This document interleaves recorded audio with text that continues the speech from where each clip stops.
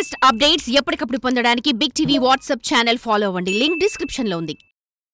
December 25 అర్ధరాత్రి ఇది police department కు కాలరాత్రిగా మారిపోయింది. ఆ రాత్రి ఓ వార్త యావత్ తెలుగు ప్రజలను ఉలిక్కి పడేలా చేసింది. కామారెడ్డి జిల్లా బిక్కునూరు ఎస్ఐ సాయి కుమార్, బీబీపేట పోలీస్ స్టేషన్లో విధులు నిర్వహిస్తున్న లేడీ కానిస్టేబుల్ శృతి, బీబీపేట పిఎస్లో కంప్యూటర్ ఆపరేటర్గా పనిచేస్తున్న నిఖిల్, ఈ ముగ్గురి ట్రయాంగిల్ లవ్ స్టోరీకి అడ్లూరు ఎల్లారెడ్డి చెరువులో ఎండ్ కార్డు పడింది. ఈ ఘటన జరిగి వారం రోజులు గడిచిపోతున్నా వీరు ఎలా చనిపోయారన్నది ఓ మిస్టరీగానే కొనసాగుతోంది.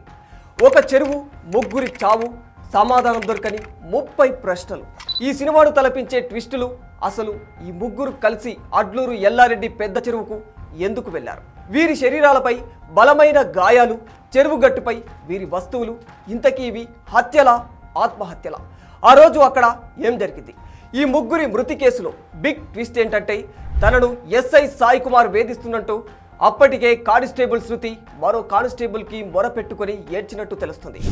అక్కడితో ఆగకుండా తమకు రక్షణ కల్పించాలంటూ 15 రోజుల కిందటే జిల్లా ఎస్పీకి ఫిర్యాదు కూడా చేశాడట ఆపరేటర్ నిఖిల్. అయినా ఎస్పీ పట్టించుకోలేడు. ఎందుకు? అయితే మహిళా కానిస్టేబుల్, ఎస్ఐ, కంప్యూటర్ ఆపరేటర్ ఈ ముగ్గురికి పరిచయాలు ఏర్పడింది మాత్రం బీబీపేటలోనే. ఇక్కడి నుంచి ప్రారంభమైన వీరి పరిచయాల పర్వం చివరకు పెద్ద చెరువులో మృతదేహాలుగా తేలే వరకు వెళ్ళింది. మెదక్ జిల్లా కొల్చారానికి చెందిన సాయి కుమార్ 2018లో ఎస్ఐగా ఎంపికయ్యారు. సాయి కుమార్ది పేద కుటుంబం. కష్టపడి పైకి వచ్చిన ఆయన ఎస్ఐ ఉద్యోగం తర్వాత 2022లో కర్నూలు జిల్లా నంద్యాలకు చెందిన మహాలక్ష్మిని ప్రేమించి పెళ్లి చేసుకున్నారు. వీరిద్దరికీ 2 ఏళ్ల కుమారుడు కూడా ఉన్నాడు. మహాలక్ష్మి ప్రస్తుతం 5 నెలల గర్భవతి. ఇక గాంధారి మండలం గుల్జాల్ గ్రామానికి చెందిన కానిస్టేబుల్ శృతిది కూడా సాధారణ స్థాయి కుటుంబమే. 2014లో కానిస్టేబుల్గా ఎంపికైన ఆమె గాంధారిలో 6 ఏళ్లు, కామారెడ్డిలో 1 ఏడాది పాటు విధులు నిర్వహించింది. గతంలోనే వివాహమై విడాకులు తీసుకున్న శృతి గత 3 ఏళ్లుగా బీబీపేటలో విధులు నిర్వహిస్తోంది. సాయి కుమార్ బీబీపేట ఎస్ఐగా ఉన్న సమయంలోనే ఆమెతో పరిచయం ఏర్పడింది. ఆ తర్వాత వీరిద్దరూ చనువుగా ఉండేవారని స్థానికులు చెబుతున్నారు. ఆ తర్వాత సాయి కుమార్ బదిలీపై బిక్కునూరుకు వెళ్ళాడు. అప్పుడు బీబీపేటకు చెందిన కంప్యూటర్ ఆపరేటర్ నిఖిల్తో శృతికి పరిచయం పెరిగింది. వీరిద్దరూ వివాహం కూడా చేసుకోవాలనుకున్నారు. అలా బీబీపేట కేంద్రంగా మొదలైన వీరి పరిచయాల పర్వం చివరకు ముగ్గురి ప్రాణాలను బలి తీసుకుంది. అసలు ఆ రోజు ఏం జరిగింది? కానిస్టేబుల్ శృతి బుధవారం పొద్దున డ్యూటీ కంప్లీట్ అయిపోయిన తర్వాత తన సొంతూరు గాంధారికి వస్తున్నట్టు ఫోన్లో తల్లి విజయ్కు చెప్పింది. కొద్దిసేపటికి ఫోన్ చేస్తే తాను సగం దూరం వచ్చానని, కానీ డ్యూటీ ఉందని మళ్ళీ స్టేషన్కు రమ్మంటున్నారని తెలిపింది. మధ్యాహ్నం తర్వాత ఫోన్ చేస్తే లిఫ్ట్ కూడా చేయలేదు.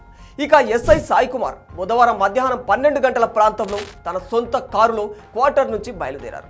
ఎక్కడికి వెళ్తున్నారనేది ఎవ్వరికీ చెప్పలేదు. ఆయన 4 రోజుల క్రితమే భార్య లక్ష్మిని ఇంటి దగ్గరే వదిలేసి వెళ్ళిపోయాడు. బుధవారం పొద్దున కుటుంబ సభ్యులతో ఫోన్ మాట్లాడినప్పుడు ఇంటికి కూడా వస్తానని చెప్పారు. అయితే బుధవారం ఉదయం 10 గంటలకు బీబీపేటకు చెందిన తోట నిఖిల్ ఇంటి నుంచి తన ద్విచక్ర వాహనంపై బయటకు వెళ్ళాడు. 11 గంటలకు నిఖిల్కు అతడి సోదరుడు రాజేందర్ ఫోన్ చేయగా తాను వేరే పని మీద ఉన్నానని, తర్వాత ఫోన్ చేస్తానని హడావుడిగా సమాధానమిచ్చాడు. తర్వాత ఫోన్ చేసినా స్పందించలేదు. అసలు వీళ్ళు ముగ్గురు ఎక్కడ కలుసుకున్నారు? చెరువు వద్దకు ఎందుకు వెళ్లారు? ముగ్గురికి ముగ్గురు అనుకోని కావాలనే ఆత్మహత్య చేసుకున్నారా, లేక ఈ ముగ్గురిని ఇంకెవరైనా హత్య చేశారా? అసలేం జరిగింది? ఆ రోజు 11 గంటలకు Bhiknoor SI Sai Kumar toll plaza ప్రాంతంలో కారులో ప్రయాణిస్తున్న దృశ్యాలు సీసీ కెమెరాలో రికార్డ్ అయ్యాయి. ఇక శృతి బస్సులో, నిఖిల్ బైక్ పై ఎవరికి వారే వేరువేరుగా బయలుదేరారు. మధ్యాహ్నం 12 గంటలకు కామారెడ్డి మండలం నర్సన్నపల్లిలోని ఓ దాబా దగ్గర ముగ్గురు కలుసుకున్నారు. అక్కడే కలిసి భోజనం కూడా చేసినట్లు పోలీసులు చెబుతున్నారు.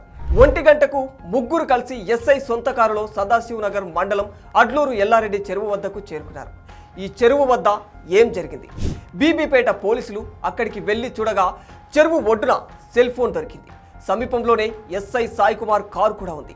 అందులో శృతి బ్యాగ్ ఉంది. ఎస్ఐ సెల్ ఫోన్ అతని ప్యాంటు జేబులోనూ ఉండగా మిగతా 2 ఫోన్లు మాత్రం చెరువు గట్టుపై ఉన్నాయి. చనిపోయిన వారం రోజుల ముందు నుంచే ఈ ముగ్గురు ఫోన్లలో ఎక్కువగా మాట్లాడుకున్నారు. సాయి కుమార్ 2 ఫోన్లలో కలిపి 3 సిమ్లు వాడగా నిఖిల్ 2 ఫోన్లు వాడాడు. శృతి 1 ఫోన్ వాడింది. బుధవారం ఉదయం నుంచే ఒక్కచోటికి చేరేదాకా ఫోన్లో కంటిన్యూస్గా మాట్లాడుతూనే ఉన్నారు. జిల్లా అధికారులతో ఫోన్ కాన్ఫరెన్స్లో ఉన్న సమయంలో తప్ప మిగతా సమయమంతా ముగ్గురు మాట్లాడుతూనే ఉన్నట్టు తెలుస్తుంది. అయితే శృతి నిఖిల్ ప్రేమ వ్యవహారంలో సాయి కుమార్ ఎందుకు తలదొచ్చాడు? ఈ కథకు సూత్రధారి ఎవరు? తనకు ఇష్టం లేకుండా ఈ పెళ్లి చేసుకుంటున్నారని ఎస్ఐ సాయి కుమారే శృతి నిఖిల్లను చంపి తాను చనిపోయాడా? శృతి నిఖిల్లు కలిసి సాయి కుమార్ను చంపే క్రమంలో వీళ్ళు చనిపోయారా?